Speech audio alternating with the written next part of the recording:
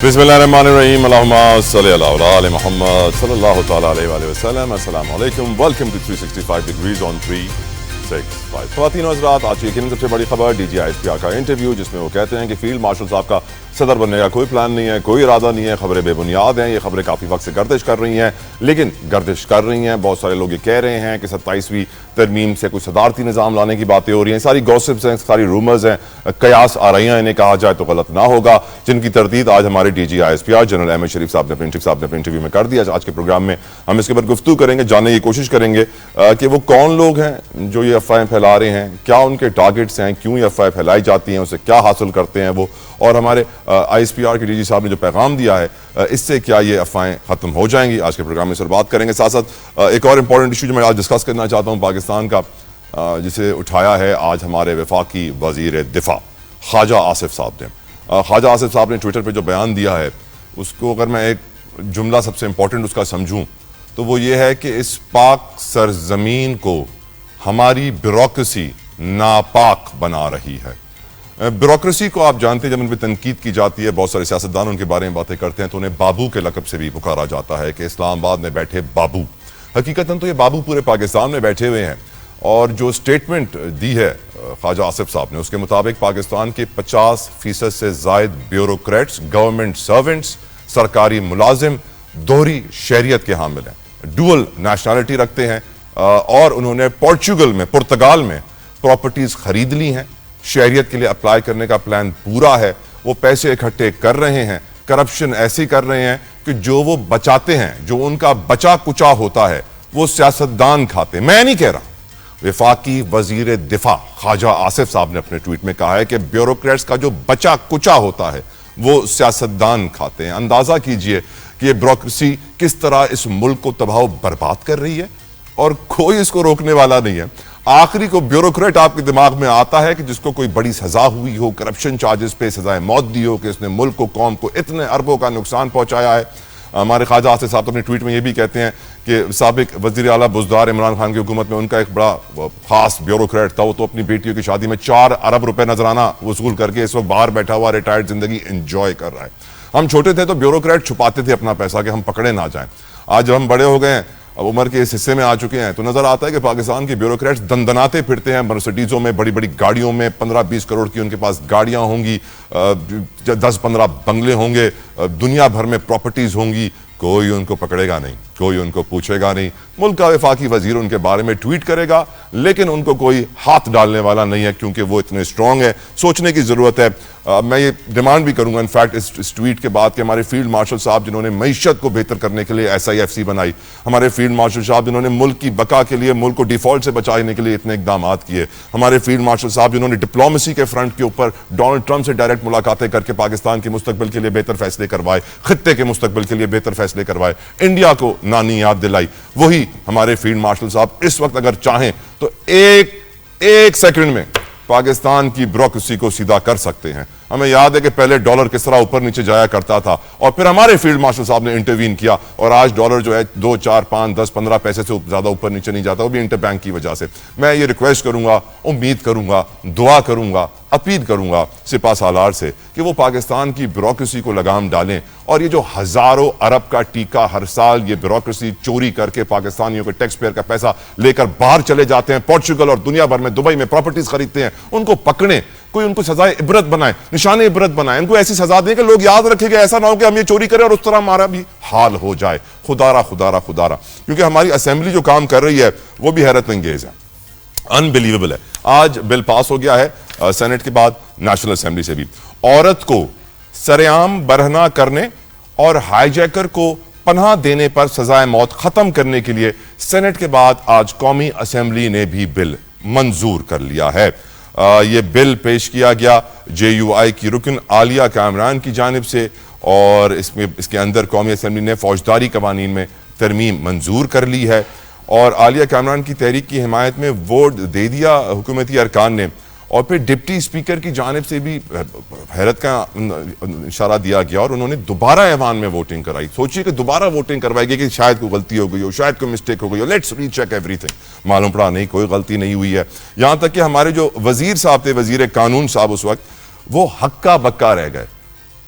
اندازہ کیجئے اسلامی جمہوریہ پاکستان میں اس طرح کے گناہوں کی سزا تو سزائے موت ہی بننی چاہیے تھی، لیکن آج ہماری قومی اسمبلی نے یہ سزا ختم کر دی ہے، سزائے موت اب نہیں رہی ہے۔ اس کے اوپر بھی ہم بات کریں گے آج کے پروگرام میں۔ وداؤٹ اینی فردر ڈیلے اپنے مہمانوں کا تعارف کرنا چاہوں گا۔ سیدہ شیلا رضا صاحبہ کو فرام پاکستان پیپلز پارٹی کسی تعارف کی محتاج نہیں ہے، بہت مشکور ہوں میڈم آپ کے وقت کے لیے، شکریہ۔ عائشہ بانو صاحبہ فرام پاکستان تحریک انصاف، عائشہ صاحبہ thank you so very much for your time. Ali Gohar Baloch صاحب ہمیشہ اپنا وقت دیتے ہیں، میں بہت مشکور ہوں بلوچ صاحب آپ کے وقت کے لیے، جزاک اللہ خیر۔ شیلا رضا صاحبہ آپ سے شروع کرنا چاہتا ہوں، آپ کی نظر میں کیا وجہ ہے کہ یہ بات دوبارہ کہی گئی D G I S P R صاحب کی جانب سے کہ فیلڈ مارشل صاحب کا صدر بننے کے حوالے سے جو اس وقت ماحول بنایا جا رہا ہے وہ بالکل بے بنیاد ہے، یہ خبریں غلط ہیں، جھوٹی خبریں قیاس آرائیاں کی جا رہی ہیں؟ آپ کی نظر میں یہ باتیں کیوں اس طرح پھیل رہی ہیں اور کیوں ہمارے D G I S P R صاحب کو تردید کرنی پڑ رہی ہے؟ میڈم شیلا رضا صاحبہ۔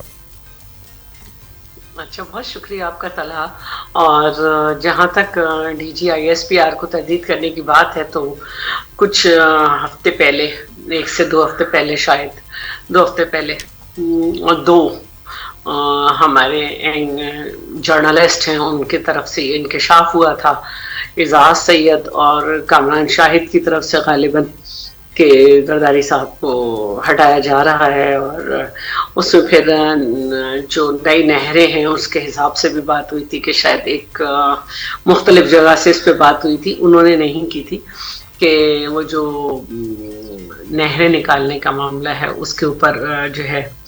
تو اب صورتحال یہ ہے کہ صدر جو ہے، اگر نہروں والا بھی معاملہ ہوتا تو صدر تو اس میں کچھ نہیں کر سکتے نا، ایک اپنی رائے دے سکتے ہیں، اور پنجاب کے صوبے میں یہ نہریں نکالی جانی تھیں اور پنجاب کی کیبنٹ میں بھی یہ معاملہ نہیں آیا تھا، تو آئی تھنک یہ بحث تو بے معنی ہو گئی۔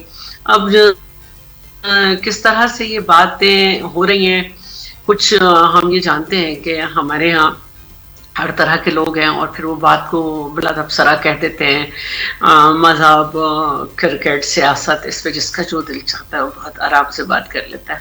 تو یہ ایک بات ٹاک آف دا ٹاؤن بنی، اور فائنلی اس کی تردید کرنی پڑی، کیونکہ اس وقت جو صورتحال ہے اور ملک میں جو ڈیموکریسی ہے اس کی وجہ سے انٹرنیشنلی جو ایج مل رہی ہے طرح سے نہیں رہا تو پریشانی ہوگی۔ تو ٹھیک ہے، اچھی بات ہے کہ انہوں نے تردید کر دی، لیکن ایسے ضرورت نہیں تھی۔ بالکل ٹھیک۔ علی گور بلوچ صاحب، جس طرح شیلا صاحبہ نے بھی کہا، یقیناً 2-2.5 ہفتے پہلے یہ معاملہ شروع ہوا تھا، پھر سب لوگ بھول بھی گئے تھے، اس کے بارے میں زیادہ بات ٹیلی ویژن پہ نہیں ہو رہی تھی، پر اب کیونکہ D G I S P R صاحب کی یہ بیان آ گیا ہے تو everyone will of course discuss it.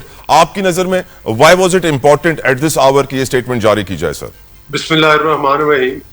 دیکھیں، بالکل شیلا رضا صاحبہ نے بڑی تفصیل کے ساتھ وضاحت کی ہے کہ کن لوگوں نے یہ خبر جو ہے وہ مطلب چلائی، اور ان کے پاس ان کے کیا سورس تھے اور کس سورس سے انہوں نے وہ بات کی، وہ تو ایک الگ ٹاپک ہے۔ لیکن میں سمجھتا ہوں کہ آئی ایس پی آر کی طرف سے جو تردید آئی ہے، ظاہر ہے یہ ان کا ادارہ ہے، اور اس میں ہمارے جو آرمی چیف ہیں فیلڈ مارشل عاصم صاحب، ان کا چونکہ نام آیا تھا، تو میں سمجھتا ہوں کہ اس حوالے سے انہوں نے بھی وضاحت کر دی، اور ایک سیاسی کارکن کی حیثیت سے میں تو یہ سمجھتا ہوں کہ انہوں نے اچھا کیا، وضاحت کر دی۔ ظاہر ہے کہ وہ جس وثوق کے ساتھ یہ باتیں کی جا رہی تھی اور جس طرح سے یہ ڈس انفارمیشن پھیلائی جا رہی تھی، اور میں نے ابھی بھی اکا دکا جگہ پر مختلف ٹی وی چینل پر اور مختلف جو سوشل میڈیا پہ بھی لوگ ہوتے ہیں، ان میں بھی ابھی بھی لوگ اس بات پہ تبصرہ کرتے تھے، اور میں سمجھتا ہوں کہ یہ ایک خوشائن بات ہے۔ سر وہ تو کہتے ہیں کہ 27ویں آئینی ترمیم ہی صدارتی نظام کے لیے رہی ہے۔ ہاں، وہ میرا خیال ہے کہ ویسے تو پارلیمان کا کام قانون سازی کرنا ہے، اور شیلا رضا صاحبہ خود اس ظاہر ہے کہ پارلیمان میں بیٹھی ہیں، اور وہ 27ویں ترمیم بھی آ سکتی ہے، 28ویں بھی آ سکتی ہے، 30ویں بھی آ سکتی ہے، وہ ان کا کام ہے۔ جو بھی قانون ملک کے لیے بہتر ہو، قانون سازی ملک کے لیے بہتر ہو، ترمیم ملک کے لیے بہتر ہو، یہ ایک الگ بحث ہے۔ میں تو یہ سمجھتا ہوں کہ جو ہمارا 1973 کا آئین تھا، جو اب ترمیم کی گئی ہے، جس طرح سے اس آئین کو توڑا موڑا گیا اس کو اس کی اصل شکل کے قریب تر کرنے کے لیے یہ 26ویں ترمیم تھی. ہاں اس کے کچھ لوگ چونکہ بینیفیشری نہیں ہو پا رہے تھے، جس طرح سے وہ اپنے پسند کے عدلیہ کے ذریعے فیصلے لیتے تھے، جس طرح سے وہ فائدے اٹھاتے تھے، جس طرح سے انہوں نے پاکستان میں آگ لگائی اور وہ یہ سمجھتے تھے آگ لگانے کے بعد 8 منٹ میں ان کی 8 ضمانتیں ہو جائیں گی، جس طرح سے جن لوگوں نے ایک ڈپٹی اسپیکر کے ذریعے آپ کو پتہ ہے کہ ملک کا آئین توڑا تھا، تو میں سمجھتا ہوں ان لوگوں کے لیے دشواریاں ضرور ہوں گی. ہو سکتا ہے ان کی نظر میں یہ ترمیم جو ہے یہ آئینی ترمیم نہیں ہونی چاہیے تھی، لیکن میں سمجھتا ہوں کہ یہ اس آئین سے قریب تر ہے. اور یہ نہیں کہا جا سکتا کہ 27ویں ترمیم نہیں آئے گی. اگر آئے اور کوئی اچھی ترمیم ہو جس پر تمام پولیٹیکل پارٹیز کو آن بورڈ لیا جائے تو لانے میں کوئی حرج نہیں. اگر ضرورت ہوگی تو ضرور آ جائے گی، اگر نہ ضرورت ہوئی تو نہیں آئے گی. ویسے قائد اعظم نے تو صدارتی نظام ہی دیا تھا اس ملک کو، اگر آپ کو یاد ہو سر. دیکھیں بات یہ ہے کہ یہ پارلیمان کا کام ہے فیصلہ کرنا. قائد اعظم کوئی بھی پارلیمان ہو وہ صدارتی جمہوری نظام ہونا چاہیے، چاہے وہ صدارتی ہو یا پارلیمانی ہو. اس کا اختیار مجھے اور آپ کو نہیں ہے، اس کا پارلیمان کو ہے، اور اس کا ہمارے آئین میں لکھا ہوا ہے کہ طریقہ کار کیا ہے. یہ پارلیمان کا کام ہے کہ وہ اس پر فیصلہ کرے. جن پارٹیز کے پاس مینڈیٹ ہے وہ اس چیز کا فیصلہ کرے کہ وہ کون سا. لیکن میرا خیال ہے کہ ابھی کوئی یہ صدارتی نظام لانے والی بھی ایک بحث کی حد تک کی ہے، اور یہ بحث ہر دور میں ہوتی رہی ہے فرینکلی اسپیکنگ. یہ آج کی نہیں ہے، یہ پچھلے 30-40 سال سے تو ہم بھی سن رہے ہیں کہ جناب صدارتی نظام آئے گا، صدارتی نظام آنا چاہیے. لیکن آج کی پارلیمان اگر یہ سمجھے کہ وہ اس میں کوئی ترمیم کرنا چاہتی تو وہ اس میں بااختیار ہے. بالکل ٹھیک. الاؤ می سر، عائشہ صاحبہ کافی دیر سے ویٹ کریے. بلوچ صاحب سوری، بالکل point taken sir. Ayesha Bano صاحبہ، your views on the whole situation madam. دیکھیں سب سے پہلے تو بات یہ کہ یہ پرسیپشن جو ہے یہ خود ہی اسٹیبلشمنٹ نے ایک لوگوں کو دلوائی ہے. اس میں نہ یہ آپ کا رول تھا، نہ ہمارا رول تھا، نہ پبلک کا کوئی رول تھا. یہ پرسیپشن تو آپ کہہ رہے ہیں کہ وہ صحافی جنہوں نے خبر چلائی تھی اور بیکڈ بائی اسٹیبلشمنٹ. نہیں، آئی ایم ناٹ سیئنگ دس. میں یہ کہہ رہی ہوں کہ دیکھیں یہ پرسیپشن بنا جو ہے، پرسیپشن بنانا الگ بات ہے. وہ پرسیپشن دیکھیں کیسے بنا ہے. پرسیپشن ایسے بنا ہے کہ آپ مجھے کوئی ایک ادارہ بتا دیں جو کہ انڈیپینڈنٹ ہے، آپ مجھے کوئی ایک ادارہ بتا دیں جو کہ انڈیپینڈنٹ ہو کے اسٹرینتھن کرانے کے بجائے اس کو کمزور نہیں کیا گیا. چاہے وہ آپ کا الیکشن کمیشن، دیکھیں سیاستدان کا کام جو ہے وہ سب سے پہلے کیا ہوتا ہے، آپ کی پارلیمنٹ سے لے کر، آپ کے الیکشن کمیشن سے لے کر، آپ کی جوڈیشری سے لے کر، آپ کی بیوروکریسی سے لے کر، ابھی جو ریسنٹلی ڈی ایم جی کا ہم نے جو سنا ہے، تو بات یہ کہ آپ مجھے بتا دیں کہ کون سا ایسا ادارہ ہے جو کہ انڈیپینڈنٹلی کام کر رہا ہے. اور اگر جو یہ پرسیپشن بننے جا رہا ہے تو یہ پرسیپشن نہ اس میں آپ کا کوئی کردار ہے نہ میرا کوئی کردار ہے، یہ ان کی اپنی انٹرفیئرنس ہے. دیکھیں جوڈیشری الگ چیخ رہی ہے کہ ہمارے گھروں میں آفیسز میں کیمرہ ویڈیوز لگائی گئی ہیں، پولیٹیشنز الگ چیخ رہے ہیں کہ جی ہمارے گھروں میں ویڈیوز اور کیمراز لگائے گئے ہیں. آپ کا بیوروکریسی جو ہے وہ انڈیپینڈنٹ نہیں ہے، آپ کا ڈی ایم جی انڈیپینڈنٹ نہیں ہے، آپ کا الیکشن کمیشن انڈیپینڈنٹ نہیں ہے. تو آپ مجھے بتا دیں کہ ایک آپ تو ہم سے سوال پوچھ رہے ہیں نا، آپ عام پبلک سے پوچھیں اینڈ آسک دیئر پرسیپشن کہ وہ کیا سوچتے ہیں. وہ آپ کو کیا بتائیں گے کہ وہ کیا ان کے دماغ میں. دیکھیں ہمارے ساتھ تو جو ہو رہا ہے وہ تو ہو رہا ہے، وہ تو ہم بھگت رہے ہیں. And to be very honest we have become resilient now. But the problem is کہ جب ان کی باری آئے گی تو یہ یاد رکھیں. گفتگو کو آگے بڑھائیں گے، بات کریں گے مقننہ کی. ایوان کے اندر نئی قانون سازی کی گئی ہے، اس پر سوال پوچھنا چاہوں گا اپنے مہمانوں سے. عائشہ صاحبہ میں راؤنڈ 2 کا آغاز بھی آپ ہی سے کرنا چاہتا ہوں، کیونکہ ابھی بلوچ صاحب نے ایک سٹیٹمنٹ دی کہ پارلیمان کو جو قانون سازی ملک کے لیے بہتر لگتی ہے وہ کرتی ہے. تو آج جو پاکستان کے مقننہ نے فوجداری قوانین میں ترمیم کی ہے، جس کے بعد عورت کو سر عام برہنہ کرنے والا اور اس کے ہائی جیکر کو پناہ دینے والے کو اب سزائے موت نہیں ملے گی، ہلکی سزا ملے گی. آپ کی نظر میں کیا یہ ترامیم ملک و قوم کے وسیع تر مفاد میں کی گئی ہے یا کچھ اور میڈم؟ देखिए बात यह कि मैंने तो पिछले हम लोग अगर 2-3 सालों से देखें तो जितनी भी लेजिस्लेशंस हो रही हैं वो किसी एक खास स्पेसिफिक ग्रुप को प्रोटेक्ट करने के लिए हो रही हैं, चाहे वो 26वीं तरमीम थी, 26वीं तरमीम से पहले भी अगर कोई आया और उसके बाद भी अगर कोई आएगा, तो आप यकीन करें कि इसमें तो रेस्ट अश्योर कि जो भी चीजें हो रही हैं वो एक खास स्पेसिफिक ग्रुप, एक खास स्पेसिफिक तबके को प्रोटेक्ट करने के चक्कर में और या फिर अपने लिए कोई रास्ता निकालने के चक्कर में है। दूसरा यह है कि खवातीन के साथ जो ऑलरेडी पिछले 2 सालों में हो रहा है और जिस तरीके से पूरे पाकिस्तान में खवातीन के साथ, आप यकीन करें कि we have become a joke.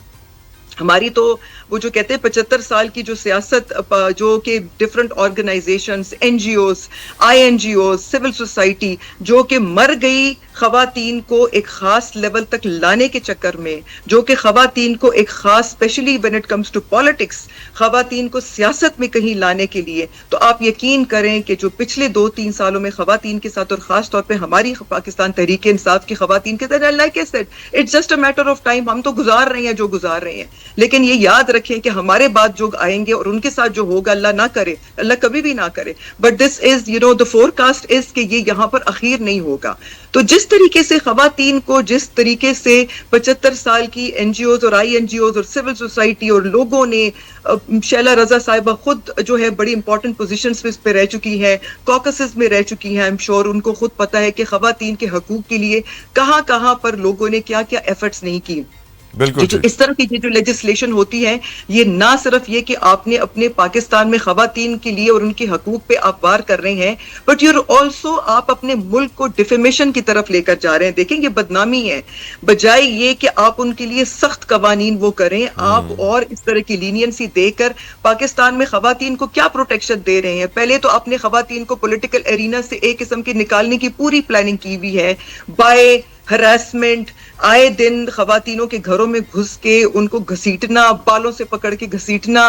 तो जो इतनी 75 साल की जो पूरी ख्वारियां थी, आप मुझे बताएं, खुद मैं शैला रजा साहिबा खुद एक खातून है, I am a female, would you want your daughter और your sister to come in politics जिस किस्म के हालात चल रहे हैं? तो एक तो सियासत का एक अलग एंगल है, एंड देन ये जो एक लेजिस्लेशन हुई है, मेरे ख्याल से आई वुड कंडेम इट। और मुझे अफसोस है कि लेजिस्लेशन नेशनल असेंबली में तो लेजिस्लेशन आ ही नहीं सकती जब तक वो स्टैंडिंग कमेटीज में उसके ऊपर डिलिबरेशन नहीं हुई। तो अगर वो स्टैंडिंग कमेटी में डिलिबरेशन के बाद टेबल हुआ है, तो then I am really sorry, then it means that hand and glove बहुत सारे लोग इसमें शामिल हैं। बिल्कुल ठीक। शैला रजा साहिबा, क्या आपको भी लगता है किसी खास मखसूस ग्रुप को खुश करने के लिए काम किया गया है?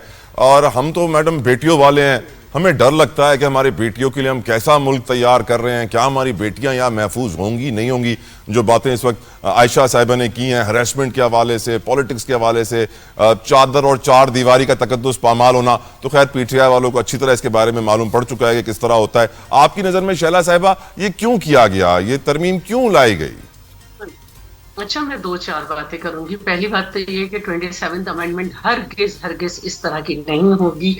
अगर होगी कि सदारती निज़ाम लाया जाए। देखिए, आइन के मुताबिक मुल्क में पार्लिमानी जमहूरी निज़ाम है, यानी पार्लिमानी डेमोक्रेटिक सिस्टम। ठीक, अब मेरे सवाल पे आए मैडम। क्योंकि आपकी पार्टी तो बात भी सियासतदानों से नहीं करना चाहती, उनसे ही करना चाहती है, खुद उन्हें घसीटना चाहती है। मेरे सवाल पे आए ना प्लीज मैडम। मैं आ रही हूँ, प्लीज, ऐसा नहीं है कि मैं उस पर नहीं आऊंगी, मैं बिल्कुल आऊंगी। तीसरी बात यह है कि जो आपने कहा कि जहां हमारा एंड हो रहा है वहां से आपकी शुरुआत होगी। मैं समझती हूँ जहां से हमारी शुरुआत हुई थी और एंड अभी तक नहीं हुआ, वहां पहुंच ही नहीं सकते, क्योंकि हमारे 2 चेयरपर्सन जो हैं उन्होंने इस मुल्क के लिए जान दे दी। हमारे लोगों ने कोड़े खाए, हमारे लोग फांसियों पे चढ़े। वो सूरत हाल तो कहीं भी नहीं है। हद तो ये कि जो आपका 3 साल 8 महीने का दौर था उस तक में जो है, और जहां तक चादर चार दीवारी की बात है, तो हम ये भूल नहीं सकते कि मरियम साहिबा सिंध में थी और आपकी पार्टी के लीडर के साथ उनके होटल में रेड किया गया। तो ये तो हो गई एक अलग दास्तान। अब जो आपने बिल्स की बात की, इसको इस तरह से लीजिए कि स्टैंडिंग कमेटी से आया है, इसमें कुछ बातें थी मुख्तलिफ, जो हाईजैकिंग के सिलसिले में कुछ लोग बेरगमाल हो जाते हैं बट दे कांट प्रूव। तो आप हर एक शख्स को उस खाने में नहीं रख सकते कि जिसकी वजह से वो जो है वो किसी गेम का ना चाहते हुए हिस्सा बन गया। تو ایک تو یہ بات ہے، اور دوسری بات یہ کہ ضروری نہیں ہے کہ سزائے موت ہو۔ علی گوہر بلوچ صاحب، میں آپ سے گزارش کروں گا کہ سینسٹیو ایشو کے اوپر آپ تھوڑی روشنی ڈالیے سر پلیز۔ دیکھیں بات یہ ہے کہ باتوں کی حد تک تو بڑی اچھی باتیں لگتی ہیں کہ آپ خواتین کی جب حرمت کی بات کرتے ہیں، خواتین کی آزادی کی بات کرتے ہیں، خواتین کے تقدس کی بات کرتے ہیں، لیکن جب آپ پولیٹیکل سکورنگ کرنے کی کوشش کرتے ہیں اور ان ایشوز کو پولیٹیسائز کرنے کی کوشش کرتے ہیں، تو بالکل میں جس طرح سے کہ پہلے شیلا رضا صاحبہ نے بتایا، یہ بتائیں کہ اس وقت کس کا دور حکومت تھا جب مریم نواز صاحبہ کے ہوٹل کا دروازہ توڑا گیا تھا اور وہاں پر ان کی مطلب ہے کہ وہ تقدس کو پامال کیا گیا؟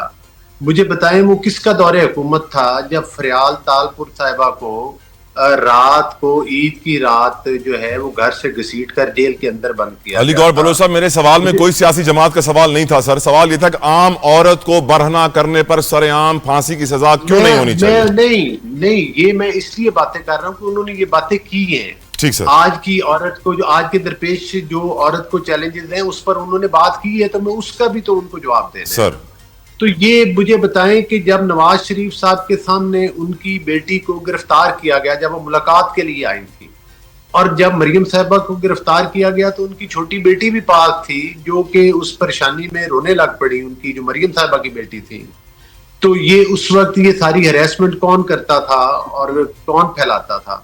تو گزارش کرنے کا مقصد یہ ہے کہ بالکل میرا تو بڑا کلیئر کانسیپٹ ہے کہ ہر وہ سزا، ہمارا ملک جو ہے وہ اسلامی جمہوریہ پاکستان ہے، میرا اور آپ کا نالج کم اور زیادہ ضرور ہو سکتا ہے، لیکن بڑی کلیئر بات ہے کہ اگر ہم اپنی سزائیں جو ہیں وہ اپنے اسلامی اصولوں کے مطابق رکھیں، اپنے آئین کے مطابق رکھیں، تو اس کے مطابق اگر کوئی لیجسلیشن ہونے والی ہے تو ضرور اس کو چینج کیا جائے، اگر کسی جگہ پر کوئی کمیاں ہیں تو ان کو دور کیا جائے، اگر کسی جگہ پر زیادتی ہے تو اس کو دور کیا جائے۔ لیکن یہ خواتین کے نام کے اوپر یہ بھاشن دینا کہ آج کی دور حکومت میں کوئی خواتین پر مظالم ہو رہے ہیں، جو خواتین کیل والی لاٹھیاں لے کر دارالحکومت پر حملے کے لیے آ جائیں، جو خواتین جو ہیں وہ قانون کی پامالی کریں، تو پھر ان کو قانون تو فیس کرنا پڑے گا۔ ایک زمانہ تھا پاکستان میں جو سرکاری افسران تھے، بیوروکریٹس تھے، وہ اپنے کالے دھن کو چھپاتے تھے کہ ہمیں کوئی پکڑ نہ لے، کسی کو نظر نہ آئے کہ میں بڑی گاڑی میں گھوم رہا ہوں، کسی کو نظر نہ آئے میں بڑے گھر میں گھوم رہا ہوں، کسی کو نظر نہ آئے کہ میری کتنی پراپرٹیز ہے۔ لیکن آج کل کے دور میں بیوروکریٹس آزاد ہیں، ان کو نہ نیب کا خوف ہے نہ اینٹی کرپشن کا خوف ہے، انہیں معلوم ہے سسٹم کس طرح چلتا ہے اور ان سب کو خوش کر کے چلتے ہیں۔ وہ اس وقت جو سٹیٹمنٹ میں ڈسکس کرنا چاہتا ہوں وہ ملک کے وفاقی وزیر دفاع خواجہ آصف صاحب کی ہے۔ یہ کوئی چھوٹی سٹیٹمنٹ نہیں ہے کہ پاکستان کی پاک سرزمین کو ہماری بیوروکریسی ناپاک کر رہی ہے۔ ناپاک میں کہہ رہا ہوں، جو ورڈ انہوں نے اپنے ٹویٹ میں یوز کیا ہے وہ اس سے زیادہ گندا ہے۔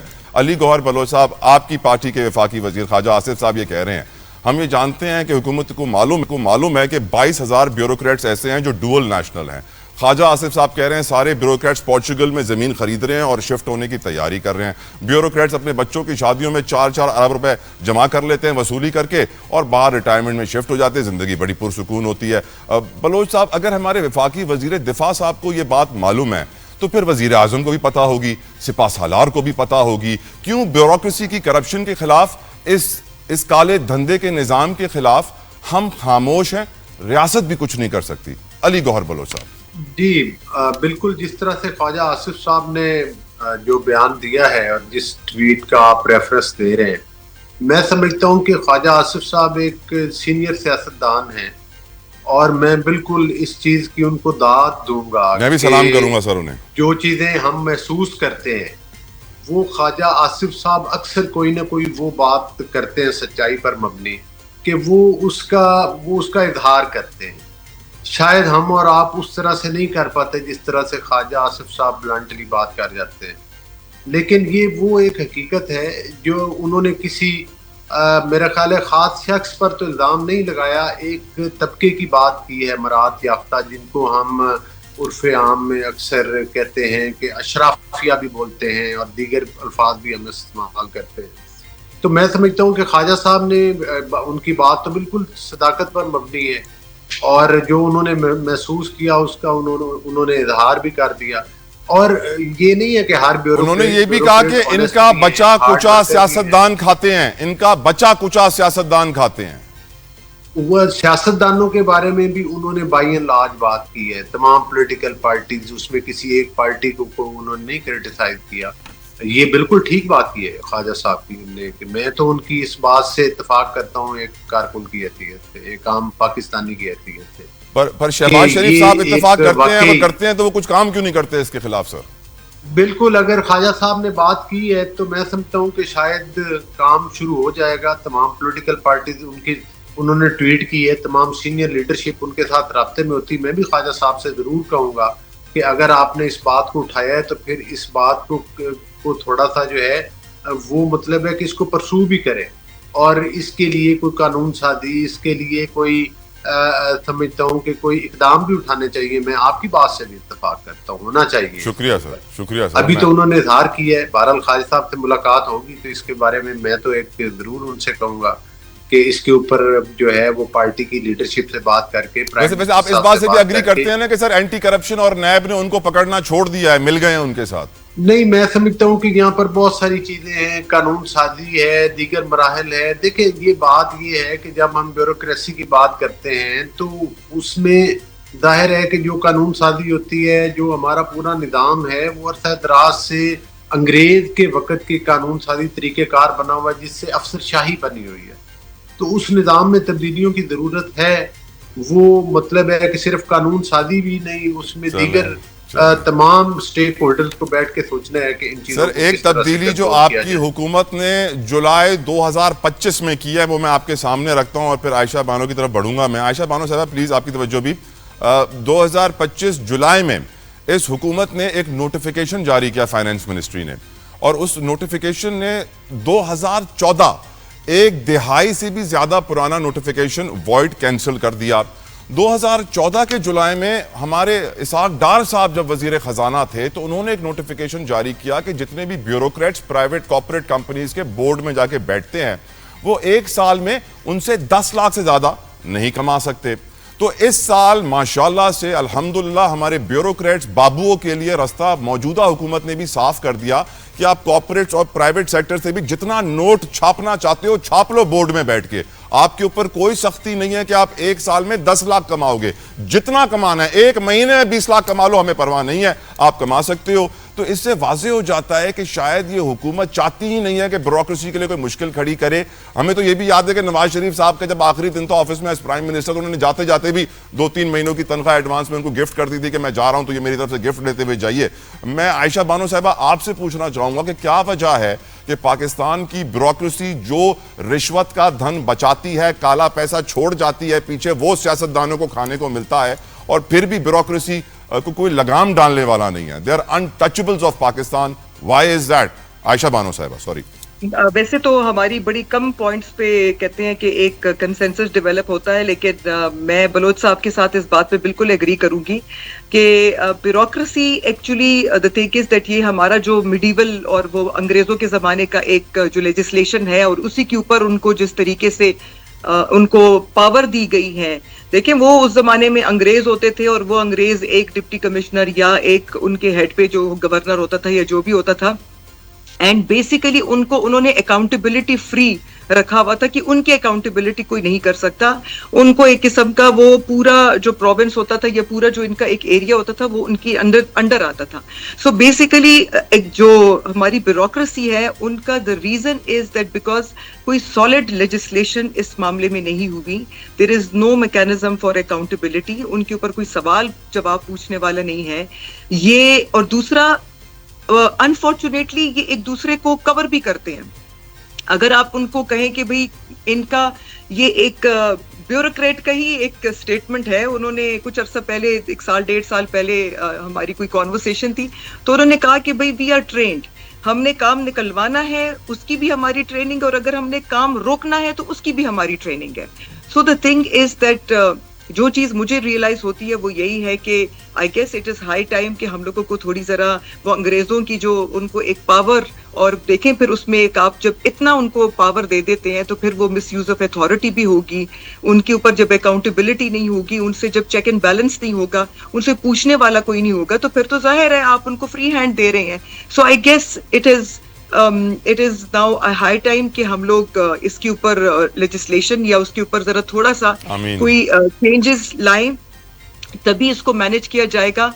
और दूसरी बात ये कि honestly speaking I don't like going back to the subject again and again, लेकिन ये कि हमारी खवातीन को पकड़ना पकड़ दक्कड़, हम लोगों ने किसी मुल्क की चोरी नहीं की, हम लोगों ने पब्लिक की आवाम की चोरी नहीं की, हम लोगों ने चोर नहीं है, ना हम लोगों ने लोगों के पैसे लुटा के बाहर अपने प्रॉपर्टियां बनाई हैं, और ना हमारी पार्टी के वर्कर्स बेचारों की कोई वो है कि वो, लेकिन आप उसको नहीं कंपेयर कर सकते ऐसे लोगों के साथ जो मार धाड़ करके मुल्क का पैसा, अवाम का पैसा लोगों का चोरी करके. सो अकाउंटेबिलिटी तो सबकी होनी है, चाहे मैंने की हो, चाहे वो आपने की हो, चाहे वो किसी ने भी की हो, तो अकाउंटेबिलिटी तो होगी. It has got nothing to do with personal होने की इसमें कोई बात नहीं. अगर कोई चोरी करता है तो आप उसको अगर एक सेकेंड लेट मी फिनिश, अगर आप उसको अरेस्ट करते हैं तो ये हरासमेंट के जिम्मे में नहीं आता. अगर उसने चोरी की है तो चोर चाहे वो मर्द हो चाहे वो औरत हो, उसका पूछा जाएगा.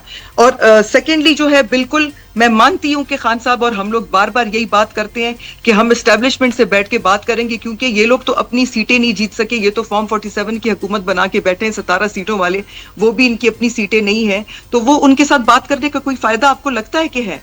So the thing is that coming back to bureaucracy, बिल्कुल it is high time. अगर हम लोग उनको अभी नहीं वो किया तो दूसरा, then ये एक दूसरे को सपोर्ट भी करते हैं, उसमें अच्छे लोग भी हैं, बट द प्रॉब्लम इज के जो ब्लैक शीप होती है उसकी वजह से बाकी पूरा एक निजाम जो है वो गंदा होने लगता है. बिल्कुल. तो मेरे ख्याल से I am sure there are people in bureaucracy who also want कि इस तरह की कोई रिफॉर्म्स वगैरह आए, ताकि उसमें अकाउंटेबिलिटी भी हो, चेक एंड बैलेंस भी हो, और उनके ऊपर एक मॉनिटरिंग अथॉरिटी हो जो उनको मॉनिटर भी कर सके और उन पूछ भी सके उनसे सवाल. बिल्कुल ठीक मैडम. सायरा, मेरे साथ शैला साहिबा भी हैं. शैला साहिबा, जो वर्ड ख्वाजा आसिफ साहब ने यूज किया ब्यूरोक्रेसी के लिए, वो मैं टेलीविजन पे यूज करूंगा तो कुछ लोग मुझसे नाराज हो जाएंगे इदारे में, फिर मेरे लिए मुश्किलात होंगी.